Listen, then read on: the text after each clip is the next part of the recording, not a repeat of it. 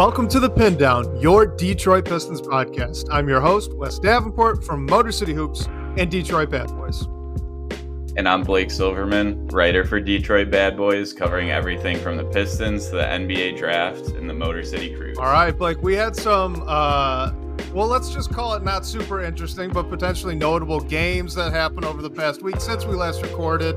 Nothing as exciting as Malachi Flynn going off for 50, but we had those three games, Philly, Brooklyn, Memphis, all of those losses. We also got a little bit of news today about Cade Cunningham's knee injury. He's been missing games due to knee injury management, quote unquote. They just updated that to include some tendonitis effectively. Where do you want to start? We're going to hit on both. I'll leave it up to you. Where do you want to go? Yeah, I mean, not a ton to look back on with these games. I mean, 3 losses since we recorded last. We're recording on Wednesday evening. So a day after the Pistons lost in Philly to the Sixers, Jaden Ivey had a nice first half, which was nice. It was nice to see a good game out of him, get some scoring early, not maximum efficiency. But the Cade news is not a total surprise. I have been a little surprised over the past few games that he's been listed as questionable. I'm just thinking, just shut him down for the season. You mentioned that he might be trying to get to just like a 65 game threshold, which might be the thing there. But yeah, I think at this point, you just got to shut him down. And luckily, we only have a few more left where we have to wonder whether he's playing or not. Yeah, I mean, the fact that they upped his injury, or at least, formalized it on the injury report instead of just basically load management. Now his injury is knee tendonitis, which the only heal for that is rest. And it is nothing to worry about. I think we need to make it clear that this is one of these situations where if the Pistons were competing for a playoff spot, they were competing for a play-in spot, like Cade would be out there. He would be playing right now. The injury that he has, right, the knee tendonitis, a lot of guys can play through that. And, even on top of it, this is probably going back to that game, I think it was against Denver, where in the first half he kind of stepped wrong, knee buckled a little bit on him, and he was out the rest of the game. So he's probably been playing through this already for a large portion of the second half of the season. And now, that things are just kind of over, they are basically opting to give him rest, a little bit of a head start on the offseason. So it's not like, when he was missing games last season for surgery. This isn't anything serious.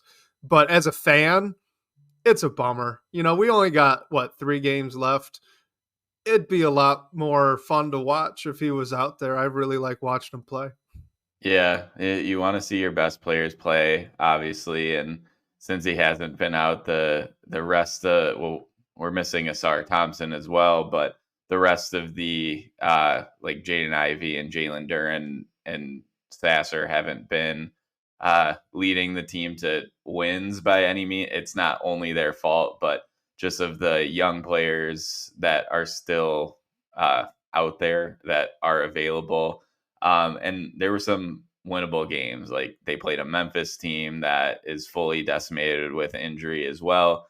They were up 20 points against the Nets and blew that one. And then against Philly, I never really thought they were going to win that game by any means, but they did cut it close, bring it to within 1 in the third quarter. So it was doable. Obviously not as doable when you're playing against Joel Embiid and a team like the Sixers when you're missing your star player. But yeah, ever since Malachi Flynn's 50 piece, there hasn't really been anything to write home about too much. So can we talk about Jaden Ivey a little bit? Because that Philly game, it really stood out to me, his first and second halves. And credit to Bryce Simon, Motor City Hoops. He's the one who pointed this out to me, gosh, I want to say a couple months ago at this point, right? It's been a while, but it really jumped out to me against the 76ers. And I'm wondering if you've seen this as well, where he comes into the game in the first half and he's really aggressive about getting to the rim. He's really decisive about picking his spots. And I like his process quite a bit better. But then he returns in the second half and he's settling for a lot of threes. He's pulling up in the mid range more often than he usually does, and he's just generally shooting less efficient shots for Jaden Ivey. And I like his process a lot less. And it's a little odd because for most players, when you have situations where it's not working, right? Things aren't clicking. That's usually when you get less aggressive. But for the most part, when guys are really aggressive and it's working, like what Jaden Ivey did in the first half against Philly, him being aggressive, pushing the ball up the court quickly, even off of inbounds, and getting all the way to the rim, it was really working for him. I think he had 17, 20 points at halftime. Like he had a great half. And then he came back in the second half, and it was a totally different Jaden Ivey. Like he took his foot off the gas pedal. And it's just a little confusing to me. I wonder if you've seen the same thing. A little bit. I think I mentioned this maybe last week. Like Cade is almost the opposite. We've seen him get out to slow starts and then really come on in second quarter, second half, whatever it might be. And Ivy definitely seems like the opposite. I feel like I've seen him, especially with Cade out, hunting more opportunity, just getting more volume and usage, and sometimes it works. Like he's just been so inconsistent to me. I don't know if it's necessarily first quarter, like first half, second half thing, or what it is, like if he's just struggling to find his looks and just build confidence on a consistent basis, because it seems like we've seen so many flashes, whether you want to put together a string of games or just moments in certain games, but it's not very, I guess, long standing yet. I mean, he's obviously trying to find that. We just haven't seen it yet. I think what's a little bit frustrating for me, particularly with Jaden Ivey doing this, is you're right. He's doing these things, right? Where he's having really, really great halves or really great entire games. A lot of times when not a lot of times, but occasionally it's happened where he's had that type of night when Cade's been out. So like the first half against the 76ers. And the stuff that he does in those games, in those halves where he plays really well, fits really well next to Cade Cunningham. Mm-hmm. And I feel like the fact that Cade's not out there kind of pushes that narrative. Like, oh, these guys, they don't fit together. But what he did in the first half against Philly, he was decisive when he got the ball. He was pushing the ball up the floor quickly. Like an inbounds pass became a fast break at least 3 or 4 times because Jaden Ivey just wanted to push the ball. And he was pretty good off the catch as well. Like, these are all things that fit really, really well next to a slow you down kind of guard like Cade Cunningham. And of course, Cade wasn't out there, and we don't get to see them both feeding off each other in that way. And it was just a little bit of a bummer that it's happened now a couple times in this stretch where Cade's been out with this knee management issue. And yeah, that again, this is just like the fan in me. Like, I want to see it because he's starting to do the stuff. Jaden Ivey's doing the thing, for lack of a better phrase. He's doing it. It's just Cade's not out there to play off of it. It's just a bummer. Yeah, Ivy's actually shooting above 48% from three in the last 5 games, and Cade has only played in one of those games. So I would have to comb through the stats better to see what he shot in that one game that Cade did play, but I wouldn't be shocked if that wasn't an extremely efficient night from three. It's just, you're right. It's so weird how there are these stretches where we see him shoot the ball well, find his looks, get close to the rim, and finish with good touch, and then it's just not long standing yet. And you're right, when it's on, the fit makes sense, but when it's not, it really just sticks out to you, which is sad. And only in year 2 for Jaden Ivey. Yeah, agreed. So, hey, talking about the fit in that 2 guard spot, I mean, it's a couple weeks ago now, I think, but you did a really, really nice profile on a draft prospect that might be a pretty good fit here for the Pistons. Could you kind of give the listeners the rundown of what that was, who that guy is, and a little bit of a preview or breakdown from the article? Yeah. So I wrote like a Pistons draft profile on Tennessee's Dalton Knecht. I'll drop the link in the chat. Put it out right before the Sweet 16 because Tennessee actually played in Detroit. But Knecht is just a scorer. He's a transfer. He started the JUCO route, then played at Northern Colorado, and then went to Tennessee this year. And he wasn't super high on really any draft boards to begin the year and really just came on because of what he's doing at Tennessee. The dude can basically just score the ball. He can shoot the ball. He has work to do on defense. That is something that stands out. But the one thing I like about that is he knows he needs to improve on it. He actually, when he was in the transfer portal last season, he wanted to go to Tennessee to play with that good defense, and specifically their coach, Rick Barnes, who Knecht actually mentioned in an interview, I believe with CBS, that Kevin Durant is his favorite player and Rick Barnes coached KD at Texas. So that combined with just being such a strong defensive team, like he went there to improve defensively.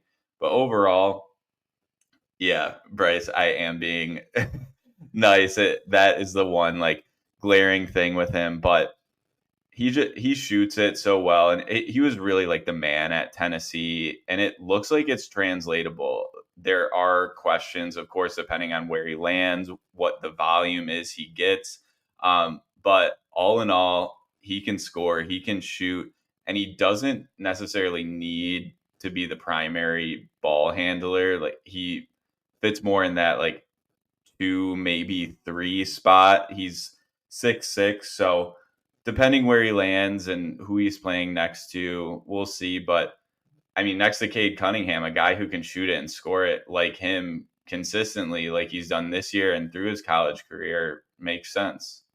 So talk a little bit about the types of shots that Dalton Knecht really excels in, the role that he plays in that Tennessee offense, and how that might be a nice fit, I guess, with Cade Cunningham.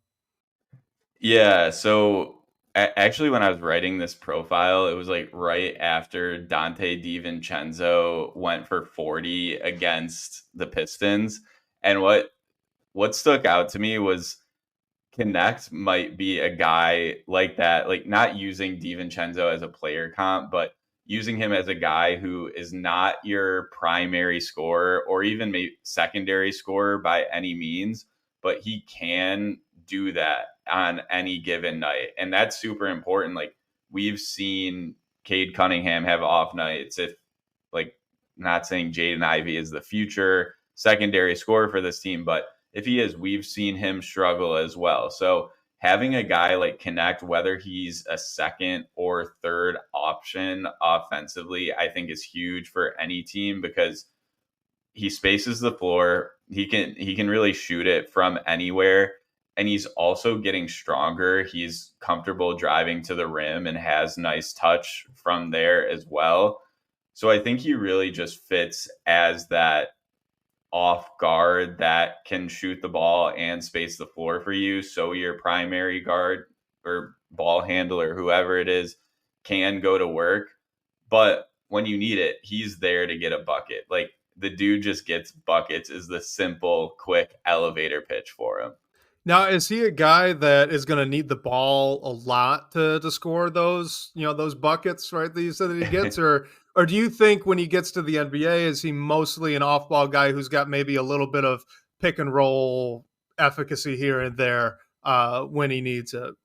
I don't think he's gonna need the ball in his hands. Like he was definitely the primary initiator for Tennessee. He was asked to do so much, and I mean, he succeeded at it. Like they were a good team. They're one of the best defensive teams in the league. So I mean that end of the floor for him is like a conversation totally separate. But I don't see him really as a guy who needs the ball in his hands in the NBA. I'm trying to think of a good player comp for him, but it's definitely just someone I see who maybe he plays in the Jaden Ivey role right now, not the same type of player, but a guy who doesn't have the ball in his hands, but can run off screens and really like for that spot, that role that Jaden Ivey is being asked to fill to work. That guy needs to be able to shoot the ball, which with Ivy, what we've seen is some nights he does, some nights he doesn't. Overall, inconsistency. But with Connect, he's shot it well throughout his whole college career. So he can play in that role off of a Cade Cunningham, off of a insert other X lead ball handler here, and be that secondary or tertiary scorer. Yeah, I agree. My thing with Connect, and I just for full transparency, I really like him. I have him pretty high on my board, but at least offensively, he seems to be kind of that rare shooter where he's almost as deadly off the dribble as he is off the catch. And he's a very, very good catch and shoot 3-point shooter. Like, yes, he can score from all three levels, but that's probably the one thing I would think he's going to bring at the NBA level, where he can just immediately shoot a very high percentage from 3-point range. He can do it from deep. He can do it off motion. He can do it off the catch. And he can do it just by taking a pick and roll and popping if the guy goes underneath. And that's going to open up a lot of his other scoring, right? So he's a very good mid-range shooter as well. And I do think he's a little underrated around the basket. Coffee, I saw you brought it up a question of, is he more athletic than Putty Boeheim? Yes, by quite a bit. Dalton Knecht is got broad shoulders. He's very strong. He doesn't get pushed off his line too much for a guy kind of as wiry as he is right now. And he was also a little bit of a late bloomer, so there might be some room to pack on more muscle. But like, he can jump. He's pretty fast. He moves. Like, he's not great laterally. That's going to be the holdup on him. And you keep bringing up the defense. I don't even think that's a question. It's not going to be good. He's not going to be a good defender. You're going to have to cover for that. And in that way, he's not an amazing fit next to Cade. But offensively, I'm not sure you can find a player in this draft that is both more plug and play than Dalton Knecht and a better fit next to Cade. I don't think you can find a guy that's better at both of those things than Dalton Knecht. Would you agree? That was a hot take. Now I just want your opinion on it. Yeah, I mean, the thing is, what makes this draft so interesting is like, I think teams will be in the position to draft for fit. It's a total debate on whether they necessarily should. And no one I think you and I, please correct me if I'm wrong, both have Alex Sarr at the top of our boards, but I don't think that teams are like, no one guy is really like running away with it and saying, pick me number one. So I think Connect could have a case to go if the Pistons have a floor of pick number 5. They end up with that 5th pick. Hopefully not, but we've seen it happen in the past. Like, he has a case there because he does fit well into Monty Williams's offense. Whereas in other years, if there's like a true top 5, the team might not have been in a position to do that. And like you said, he probably is never going to be a good defender in the NBA. I think at Tennessee, because his teammates are so good defensively, a lot of his flaws often get covered up, and he doesn't have as much pressure on him on that end of the floor. So that's another thing to think about. And he also, just another consideration with Connect is he is older. I believe he turns 23 before the draft. So I think he's still like, he's not a finished product. He's has more upside, but obviously the upside isn't the same as if you're drafting like a 19-year-old, like unproven guy, like a Cody Williams or a player like that. Yeah, and I just want to really quickly hit on the defense as well, because you brought up Tennessee. They had maybe the best defense, one of the best defenses in college basketball this season. I mean, they were fantastic, and I do think there is something to be said about a guy being able to exist and not sink the ship, so to speak, with that Hmm. defense. Like Dalton Knecht is not a good defender. I don't expect him to be a plus defender by any means, but the fact that Tennessee was still able to build out one of the best defenses in college basketball with him on the court playing, the vast majority of minutes their entire season. Like there's something to be said about that. I'm not sure what part of that's going to translate to the NBA, but at a bare minimum, you know that it's possible. You know that you could take this guy and put a really good defense together with a 5-man unit. So maybe he's a little bit better of a team defender than we're giving him credit for right now. Maybe he's a great communicator if he's not a great, lateral mover and he's not always in the right positions. Like I don't know what it is, and I'm not necessarily sure what the takeaway is there, but there's something in that is valuable that I can't put my finger quite on. Yeah, you're right. When I was writing about him and looking at defense, like I one stat I put in there was that Tennessee as a team was third in the country in adjusted team like defensive efficiency based on Ken Palm stats. Like that's in the entire country, and that's when Connect is on the floor for like 35 minutes a game or whatever it is. And another thing I like about him is, I mean, everyone should go watch his like highlights or just clips from his last season at Northern Colorado, because he was doing exactly what he was doing at Tennessee, but in like another league, and it's just fun to watch. But what was so impressive to me is that he carried that over into a much better league and was the guy for one of the best teams in the country who made a run in the NCAA tournament. So it's not easy to do that for anyone. Yeah, he's a little bit older, and yeah, he was already like doing it somewhere else, but they played in some pretty high profile games, and he put up some pretty crazy performances in those games, which is really why people have him in the top 10 and inching even closer to their draft boards or in their mock drafts and whatever. Yeah, I do have him number 3. So Bryce put it in the chat here. He was saying Spicy. how high does Wes have Dalton Connect? Very high. I have him number 3. If it's not Sarah Ricochet, I would be taking Dalton Connect.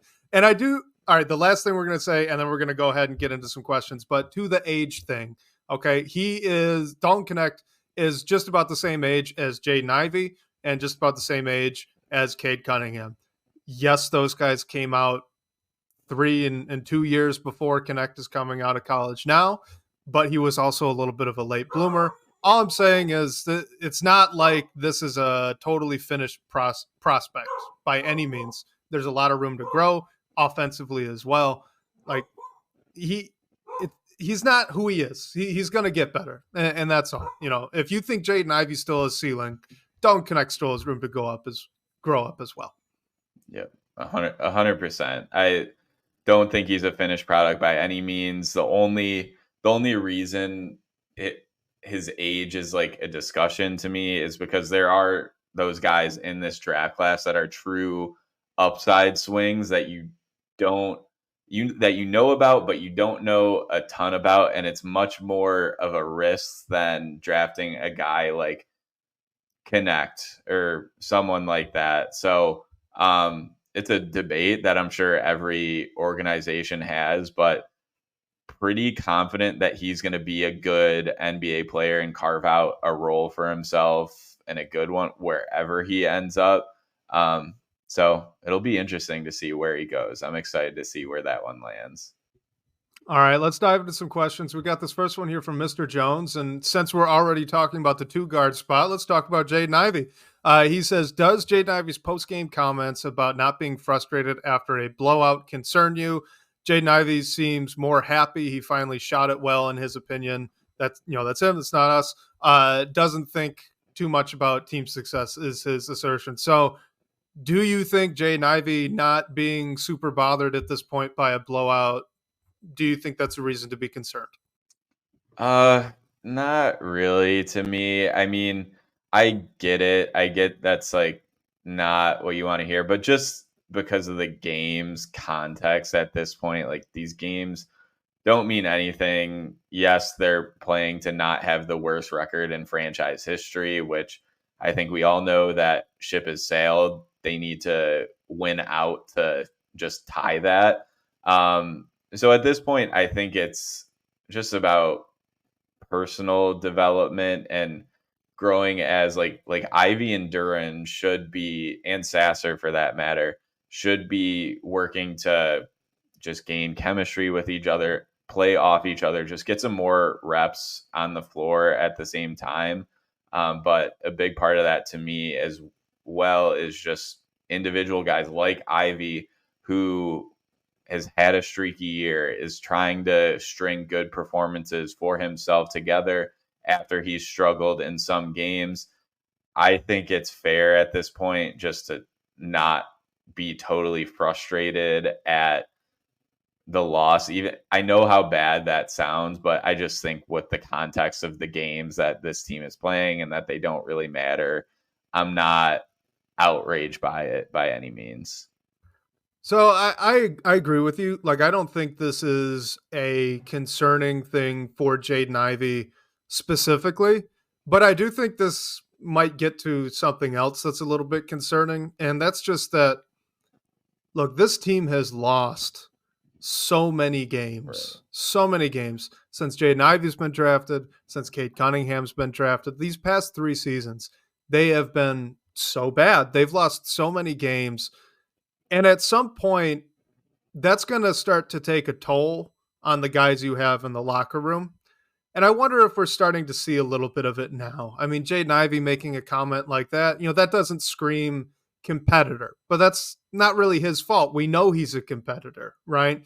Jalen Duran against Philadelphia was frequently not running back on defense or running ahead on offense. Like, the effort level was just noticeably worse than other nights that we've seen out of him, or even that we saw out of him his rookie year, right? Like, I'm wondering if maybe this is indicative of some of this losing just getting beaten into the heads of all these guys, and maybe that's something that is a problem, long-term outlook wise. And it's not anything that these guys can control. I mean, who brought it up? Chili Damon brought it up. Jaden Ivey he says, with the LA Fitness All-Stars, which is a good joke, but look who's out there on the court, right? It's Jaden Ivey, it's Jalen Duran, and Marcus Sasser. And then you've got a bunch of guys that are kind of fighting for their NBA careers. Like, yeah, you're playing the Philadelphia 76ers with a healthy Joel Embiid. How do you think that's going to go? You're not going to shock them. You're not going to surprise them. You just don't have the talent level to do it. So I don't know.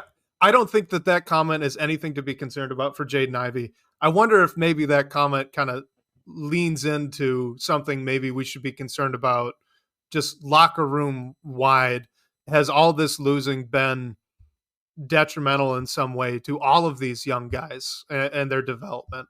And that's something I'm a little worried about. Yeah, that's a good point. Also, after the Brooklyn loss where they blew that lead, Monty Williams mentioned that he wasn't really outraged either. He was happy with how the team competed, which I know that one was a little more like eye opening to me, but relating it to Ivy, what Ivy said after the Philadelphia loss, maybe it is a bit of what they're being told in the locker room right now. Maybe it is just they're not being told to go out there and lose games by any means, but it everyone knows that this season is over. It's been over for I don't even know how long now. So they just got to get through these last few games and reset. And somehow, whoever's still here finds a way to come out and hopefully not let the grueling past 2 seasons get in their head, which that is so difficult. I don't know how you even do that. Yeah, it's a tough spot. So this next one here, this is from our guy Coffee. Appreciate you, man. I know you're in the live chat as well, but you submitted this one here in the DBB comments. So this is more just like a statement, but I wanted to kind of bring it up just to get your thoughts on it. He's asking if Blake, you specifically, Blake, Oof. if you could explain that Cade and Ivy's average 3-point attempts per game and 3-point percentage basically means that Jaden Ivey is taking one less 3-pointer for every 10.5 games and essentially is making is only adding less than 0.3 points per game than if he made the same 3-point percentage as Cade. Now, all of this to say, I know this was a lot of numbers, guys, so bear with us, but all of this was effectively to say, why are we so worried about Jaden Ivey's jump shot and 3-point shot when Cade Cunningham is more or less making them at about the same efficiency? And I wanted to get your thoughts onto that. I'm playing host here and I'm making this a question. Yeah. Appreciate you, Coffee. Yeah. Thank you, Coffee. I'll be honest, reading through this sort of broke my brain a little bit at the first time. So I hope we got the question right. But I think a little bit, and I think this answer is not being totally fair to Jaden Ivey a bit, but I think it's because we know that Cade Cunningham is the franchise player. We have seen him, we've seen improvement from Cade as a shooter through his career. I don't think we've seen like a similar leap. We've seen Ivy shoot the heck out of the ball for stretches, but we haven't seen him string it together. And I think a little bit of it is that presumably Cade is the guy that you're building around. So he's going to be here, and the rest of the guys around him need to figure out how to play off of him, get to their spots, know their role, know where they're going to be able to score, where they're going to be able to get their usage. And we've seen Ivy struggle with that. So I think that might be where he's getting a little bit more flack and discussion. So that's mainly what it is for me. Wes, I'm curious what you have to think too. So my mind went two places. The first was what Bryce just brought up here, on versus off ball. Jaden Ivey is getting a lot of catch and shoot looks. Cade Cunningham is not. Well, he is, but he's getting more off the dribble looks. Off the dribble threes are a lot harder than catch and shoot threes. You expect a guy who shoots a lot of off the dribble looks to have a lower percentage. And I think that does bear out when you start looking at the catch and shoot numbers. Cade's is pretty good. Ivy's is pretty bad. And that kind of drives the split in their percentages, even though it's not all that large right now. The other thing I wanted to point out was his splits month over month. So Jaden Ivey started the year at 43% from three, then went to 33, 25, back up to 35, then to 43 in the month of February, 23 in the month of March, and right now on a low sample size of only 5 games is at 48% from three in the month of April. And you kind of pair this with his field goal percentage as well. So again, starting in October, going all the way to now, 47%, 52%, down to 40%, 45%, 43%, 38% in March, 41% in April. The 3-point percentage has kind of been all over the place, but his field goal percentage generally has been trending downward, and that has been happening as he's taken more threes. And I think that's becoming part of the problem. Jaden Ivey, the role that he's playing, he needs to be a high volume catch and shoot guy, not because of anything that he's doing, well or poorly, but because the rest of the roster demands it. Asar Thompson, when he was playing, he can't shoot it. Isaiah Stewart is a pretty good 3-point shooter, but he's not taking a huge volume. And, it's kind of the only tool he's got in the tool shed on offense. And then Jalen Duren, as we know, not a 3-point shooter as well. So in order for that all to click, Jaden Ivey's got to be a high volume catch and shoot 3-point guy. And that's really started to hurt his efficiency as he has taken more threes. So you've seen that progress downward as the season has gone on. Now you compare that to Cade Cunningham, who has only improved both from the field and from three as the season's progressed. So I think part of the split in concern is the trends as they've gone on through the year. Cade started really cold and has been getting a lot better. Jaden Ivey started really hot, but as his role started to demand him take more of those shots, it's gotten worse. So I would say that's where the concern is really coming from for me, that as well as the on and off ball split that Bryce brings up here. Right. And yeah, I don't think like Cade is absolved by any means. I feel like we'd still want to see him get to a higher level as a shooter. Like hopefully he's not a finished product. But yeah, when you're that plus the context of us questioning the fit of those two on the same team, I think it's an important discussion to have. And we know the type of players that need to play alongside Cade for this thing to finally work at some point. And Ivy isn't a good defender by any means. So to offset that, he needs to be able to shoot the ball at a high rate as well, which we have seen at times, like Wes said, but we've also seen it on the totally different end of the spectrum at other times as well.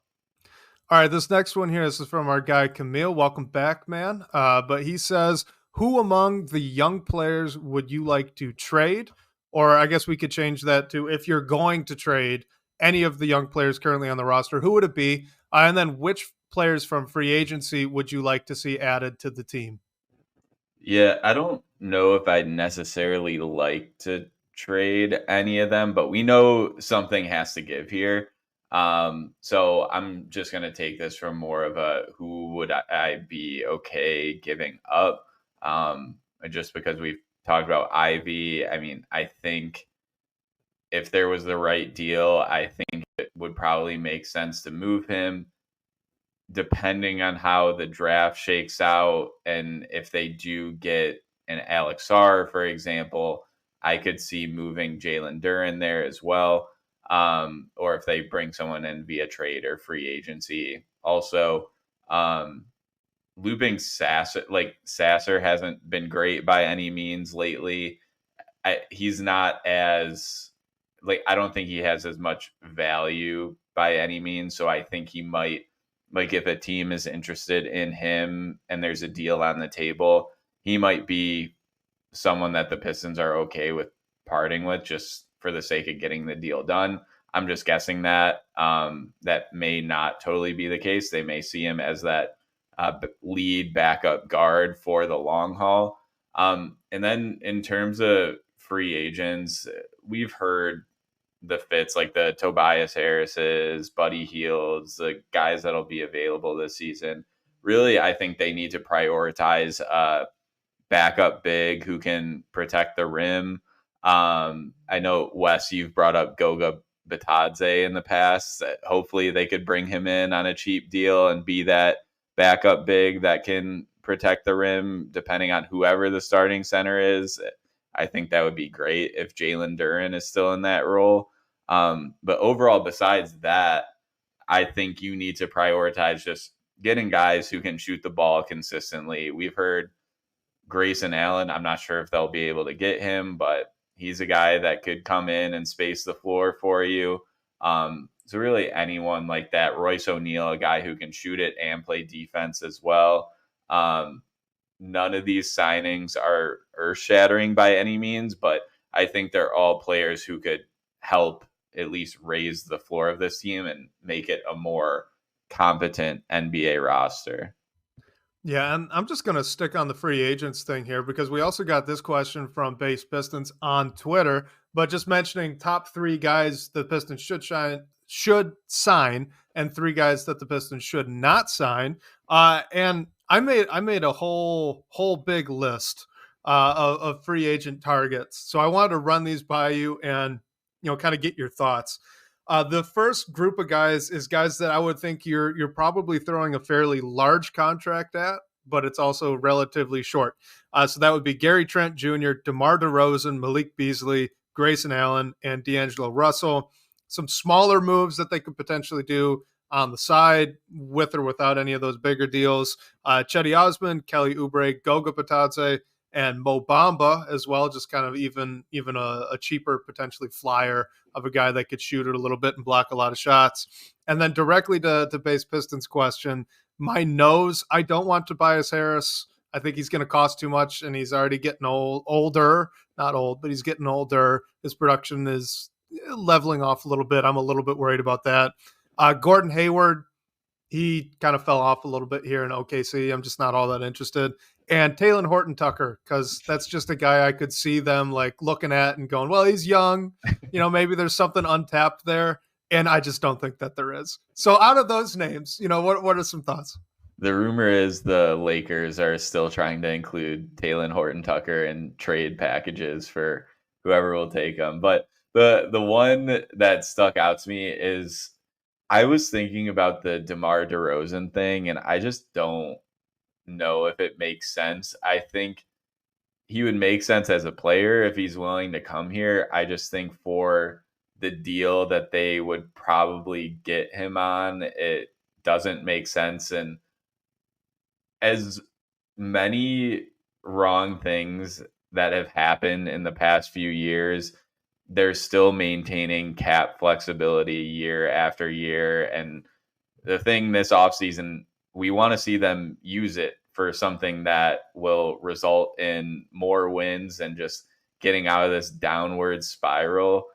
But it's important to use it in a way that's not going to set you up to have to tear the whole thing down in a year, 2 years, however long it is. Like there hasn't been anything that has hurt it. Like the Blake Griffin deal, and eventually you have to like sell off everyone for next to nothing, and then you're building everything up with nothing. So depending on what the deal is, I'm just not sure about that one. But like I would love if they could bring in Malik Monk or Grayson Allen on a short term, maybe 2 year, somewhat affordable. I know you're not going to get them for the cheap or anything like that. But just guys that can space the floor. Like that's the one thing that I feel like needs to be addressed, especially if we're trotting out a similar starting lineup where you have at least two guys who can't shoot the ball. All right, let's quickly hit on this next one from Hunt Baker in the DVB comments. I only bring it up because we've gotten it a few times, so I figure we ought to address it. But he just says, is there any possibility that Tom Gores is going to sell the team? And honestly, could somebody else buy the team? That's what he asked. So just give the Tom Gores speech, Blake. Go for it. I mean, I do not know anything really about how this world works, but I could say if I owned an NBA team, I would definitely not sell it right now. So, I mean, I don't think this is like, I don't think it's the answer. I am really interested. We have next time we record, the season will be over. So, we got a letter from the general manager last season. We are probably, I would definitely guess that there's going to be something that comes out if, depending on whatever news happens, if there are any changes made. I think at the very minimum, there has to be public statements from Weaver, Tom Gores. So I don't like, there are changes that need to happen, but I don't see them happening at that level anytime soon. We haven't ever heard any inklings that it would be a possibility. So I'm just not seeing it. I feel like you have to make changes organizationally and of course roster wise, but at that level, I think he's here for the long haul, and I don't think he's the problem, I guess I'll say. Well, yeah, and just so quickly, I agree with you. I don't really think he's the problem either. I mean, I know they've been very bad since he's bought the team, but they've also had, some fairly poor leadership decisions that have gone on in that time span, and maybe that tracks back up to him, maybe not. I don't know, but I do know that he's got a pretty open pocketbook. We've seen that, especially with the Monty Williams contract. Obviously, many would say that's not panned out how we've wanted it to, and I would agree. But he was willing to do it, so he's never been pinching on money. And he's generally pretty uninvolved with roster decisions. The only time I can remember off the top of my head where he's stepped in and nixed something was when Van Gundy wanted to trade Drummond to Sacramento back in the day. Like, I can't think of another time where he's really stepped in and gotten in the way of player personnel movements. So, like, I mean, if you take away all the context and you say, what do you want in an owner? Me, I want a guy that just hires someone and then gets out of the way. If he asks for money, he opens up the paybook and he writes a check. And that's it. That's all I want from the owner. And Tom Gores has done that. So I don't have too many issues with Tom Gores. But let's just leave it there. Bryce Simon, he brings up a question here about Jalen Duren.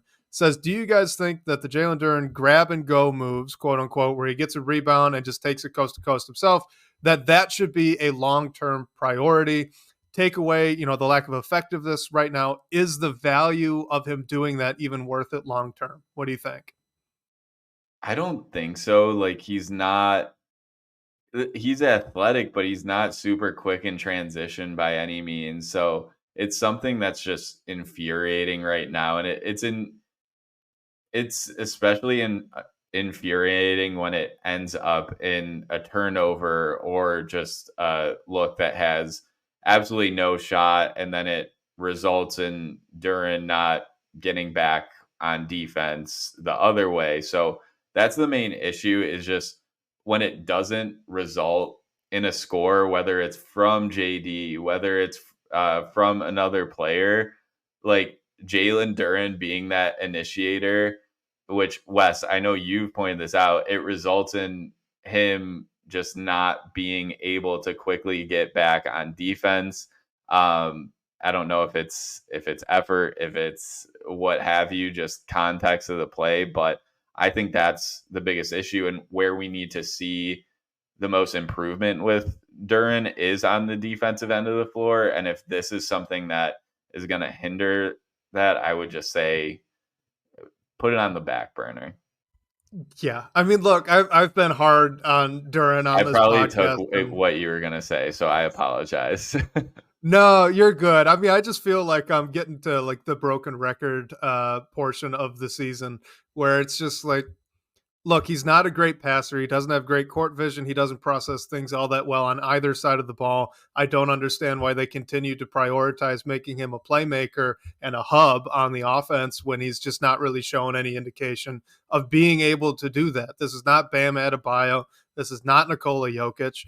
This is Jalen Duren. I mean, Chili Damon brought up it's far closer to what Andre Drummond used to do when he was young and with the Pistons, where he'd get those rebounds and he'd bring it up the floor. And Andre Drummond, after a while, finally figured out the only thing he could really effectively do in those situations is just dribble into a dribble handoff. And at that point, get it to a guard.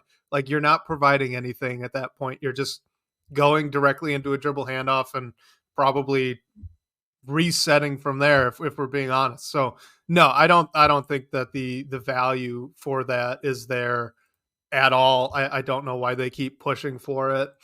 Like, I don't know why he's getting these top of the key ISOs every now and then either. It just, there's so much that doesn't make sense to me, and this is one of those that's up near the top. This next one, this is from Keep Con.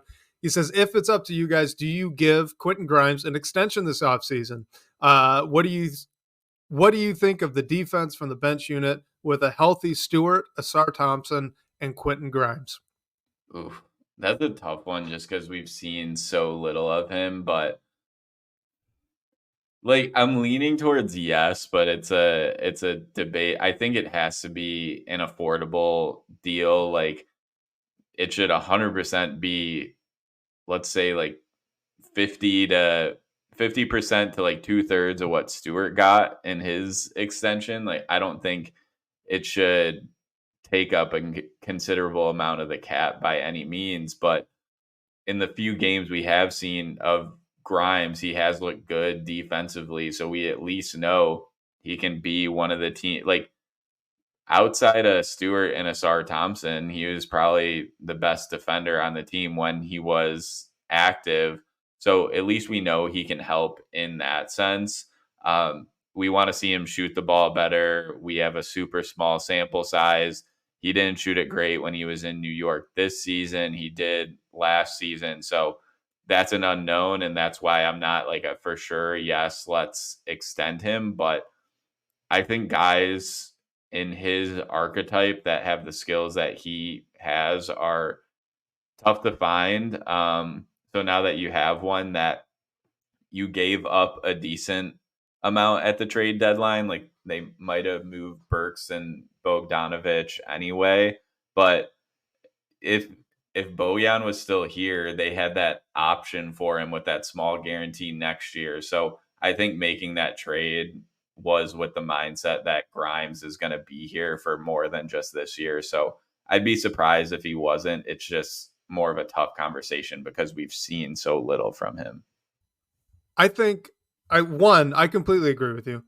I think that if the Pistons are able to convince Quentin Grimes to sign a multiple year extension this offseason, they would be wise to do so. Okay.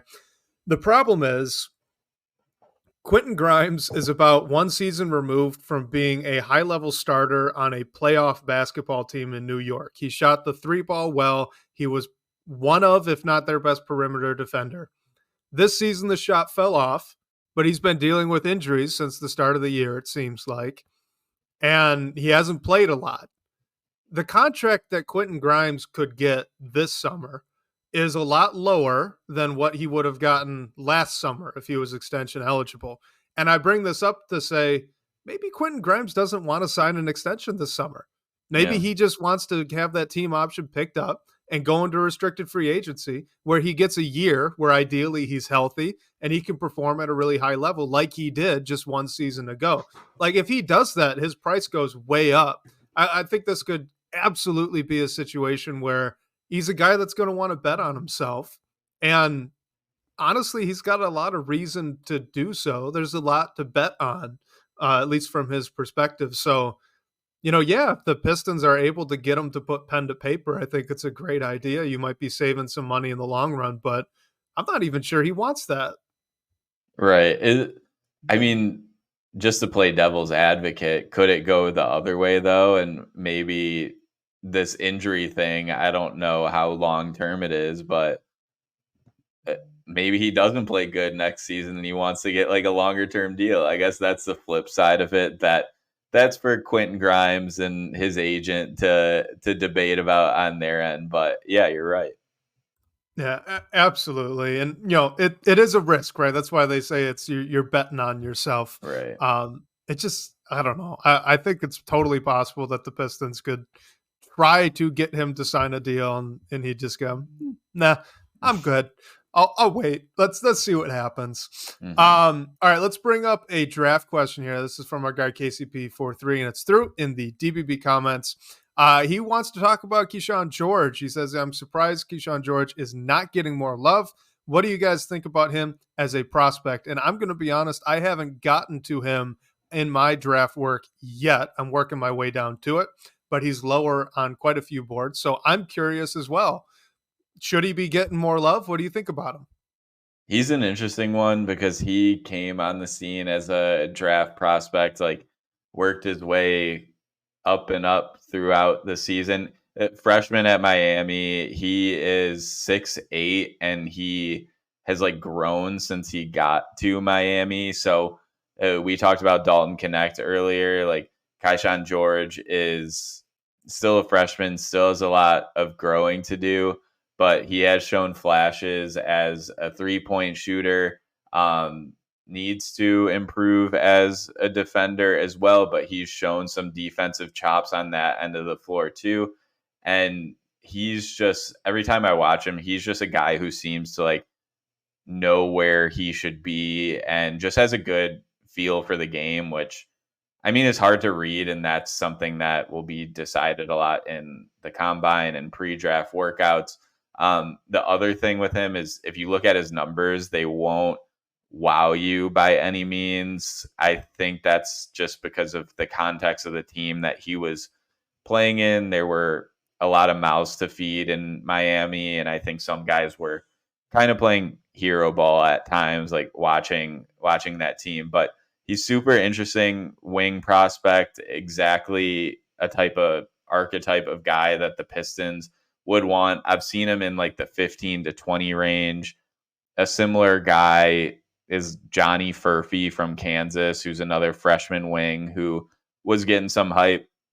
I think George is sort of eclipsing Furphy right now, but we'll see where that goes towards the draft. I was actually trying to look to see whether George declared. I think I saw that he did declare, but I'm not sure if he's maintaining his eligibility because earlier in the season he was a guy that no one even really knew if he was going to come out this year. So he played well enough to be in that conversation, in first round conversations for a lot of people, and I'm sure a lot of teams. So it's an interesting one. I don't know how the Pistons would make it happen. It would probably have to be through a trade, but I like the kid.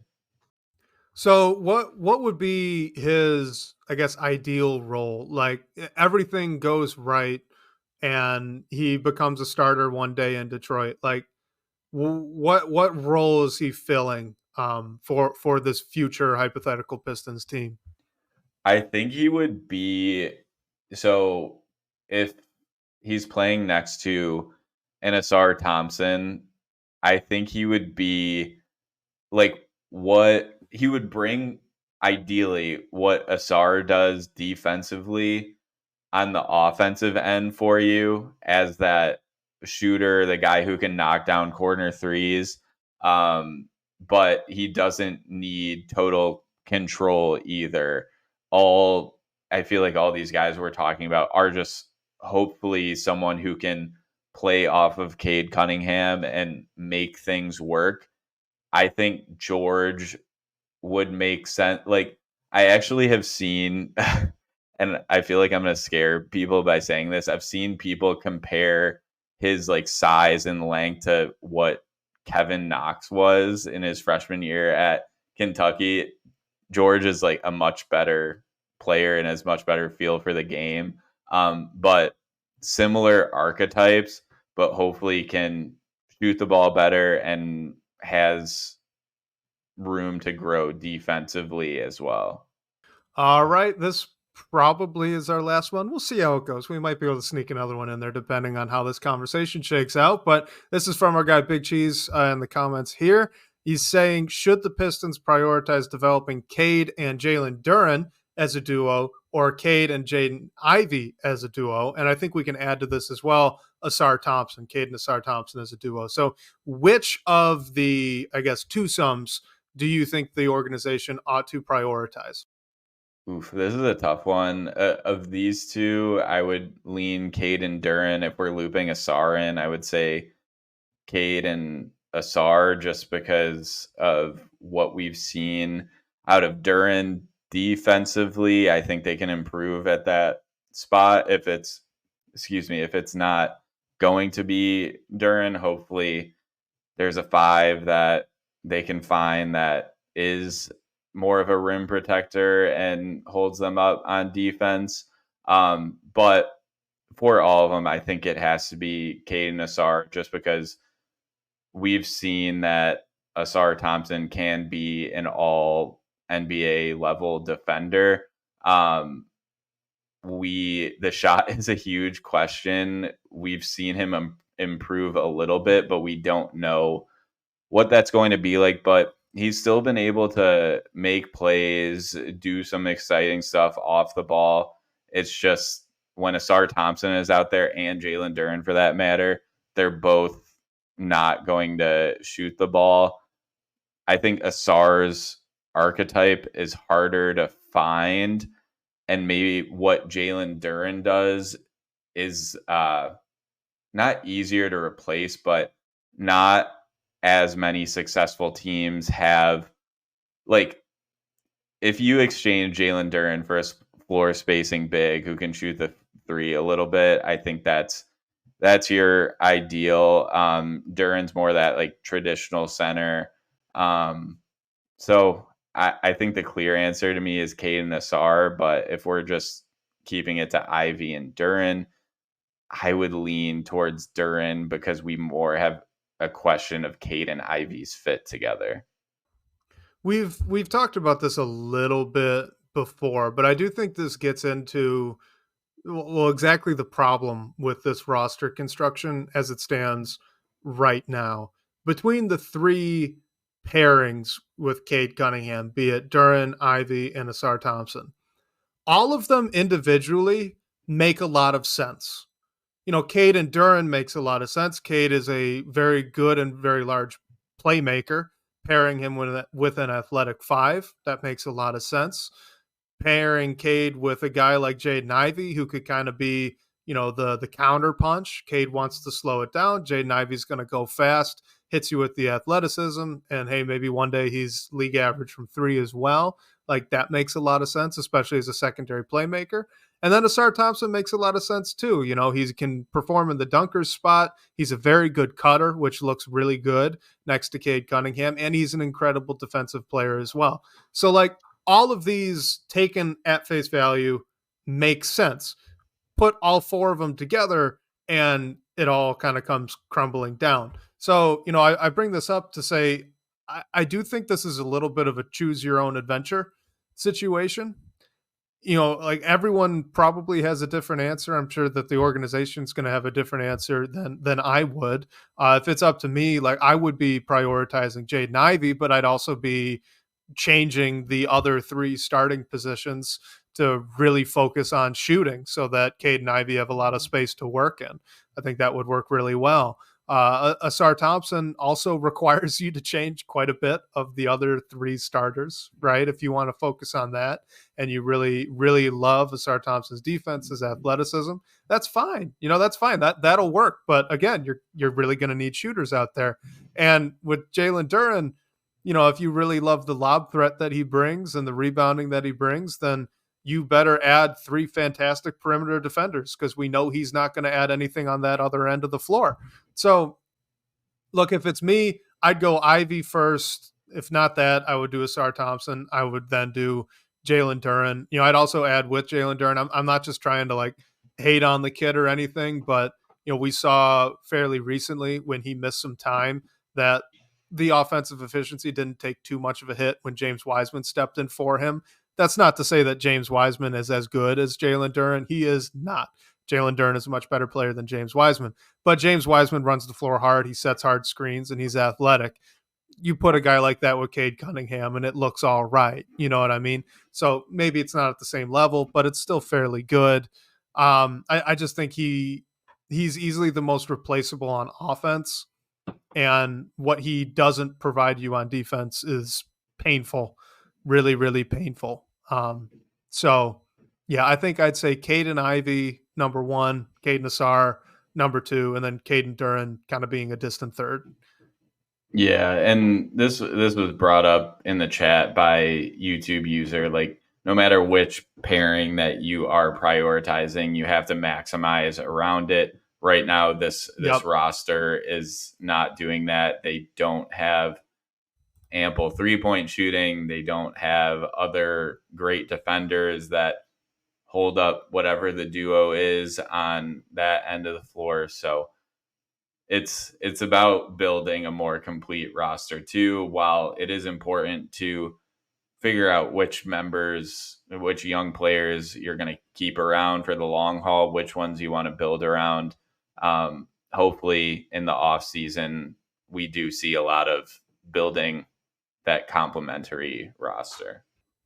Well, I'll say last point on this with specifically Cade and Duren together, looking at the defensive end of the floor. A lot of the rule changes that have been coming down from on high in the NBA have really, really devalued perimeter defense, or at least how we've traditionally thought about it. You can see this around the league. The best defenses in the NBA right now have guys that can erase shots at the rim. And it seems to me that what a lot of these franchises are doing is having their guards and their perimeter defenders funneling everything towards one guy, kind of playing that like old school 5-man role on defense where you're almost like playing a zone as the 5-man just so you can sit there and help and erase shots as they come up. And the best defenses in the NBA have these guys, your Chet Holmgrens, your Brook Lopez's, guys like that, right? And with Jalen Duren, it does really limit you. Like you need, if he's going to be the guy, you cannot funnel things to him. He's shown this year that even in instances where he could contest, he kind of shies away from it, maybe just to avoid foul trouble, which, that's fair, but but maybe he's not seeing it. I don't know what the reason is, but he's shown that he's not going to be that guy, at least not right now. So you need like 3 other Asar Thompsons so that you could just not let people get to the paint, which is much harder to do these days than the alternative, right? So if you're just looking for a simple path towards improving this team's defense, get a guy on the back end that can block shots and kind of be the end point of the funnel. And in that way, like again, I'm not trying to like hate on the kid. He's super athletic and he's a very good NBA basketball player. But in this case, the weakness is just a very difficult one to deal with, I should say. Right. And I don't think it is, last thing I'll say too, I don't think it really is like, you don't have to remove Duren to make this happen. I mean, you can bring in someone that you run your defense around, that is coming off the bench, that is playing close to 30 minutes a game, and maybe Isaiah Stewart is the quarterback of your defense in the starting unit. I don't think it necessarily has to be a one or the other. Maybe it's harder if you try to thread the needle and make both things work, but I think it could happen. Well, and I'll say, too, what about like bring Duren off the bench as kind of an energy lob threat big who can, do a little bit of other things as well offensively and give you a jolt. Like add a guy in free agency maybe, or I guess draft Alex Sarr, but keep Duren and bring him in off the bench. Like he would be a top 5 backup big in the NBA if you shift him into that role. Like that would work. That would work really well. Like I don't think you have to move Duren by any means, but maybe by not prioritizing him as a pairing, it opens up other things and maybe his role then just changes a little bit. But like that could work, right? It could. I think it's hard because no one has ever seen him as anything but your starting 5-man. I don't know. Maybe it's a tough conversation. I feel like right now I don't really see a world where he comes off the bench for this team. Who knows what's going to happen, but in theory, like the way that you bring it up, it should work. I mean, I think that would work well. And depending on where you have Stu or where you're putting Asar Thompson, like you probably at least have some good defenders that are coming off the bench with Duren in that scenario as well. So it would work. I guess I'm just not sure how realistic it would be, unfortunately. Yeah, that's fair. And, I'd also say that my perception, at least right now from the outside looking in, I bet that they, being the Pistons, they would prioritize Cade and Duren above the rest. So, hey, what do I know? But we should also bring up if they do want to move Duren to the bench, like if that's a thing that happens, that opens up a whole Isaiah Stewart-sized can of worms that we don't have time to get into today. But at least we fun have a whole little nugget to just drop to out. Get into it. Yeah, exactly. So. We'll drop that little seed there in the off-season planting bed. We'll let that grow, marinate a little bit, and we'll revisit it in a month or two. But until then, I think that we got to wrap it up here. Blake. Yeah, a lot of changes to come that we'll dig into. We will definitely be on a little bit of our own choose your own adventure path with how this team is going to look next year, because no one really knows right now. But in the meantime, thank you everyone for joining us. Like and subscribe at Detroit Bad Boys on YouTube. You can find all our written work on DetroitBadBoys.com as well. Special thank you to Sean Corp, the managing editor of Detroit Bad Boys, for supporting the show. And shout out to you guys for all the great questions and talking points. We'll catch you next week, whether on your commute or live with us on YouTube. We can't wait to talk more Detroit basketball with you all. Enjoy the last few games of the season, if you can.